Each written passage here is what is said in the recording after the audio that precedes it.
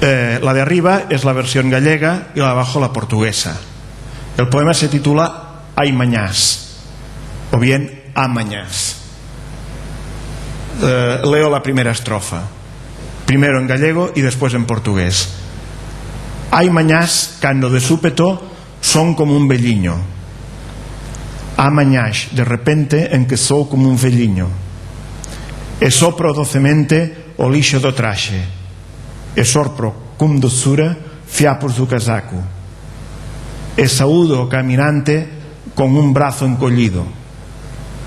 E saúdo quen pasa como brazo encollido.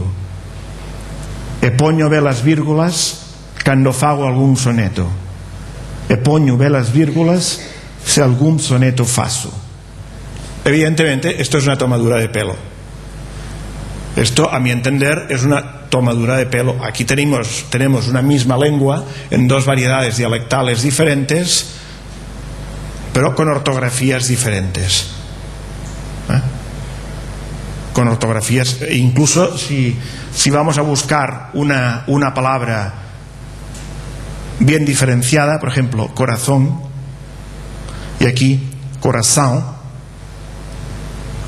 parece realmente una palabra muy diferente, pero si prescindimos de la grafía y sin entrar ya en las variedades dialectales del norte de Portugal que se acercan mucho a las gallegas y viceversa, las del sur de Galicia que se acercan mucho a las portuguesas, resulta que la pronunciación en un caso es corazón y en otro corazón.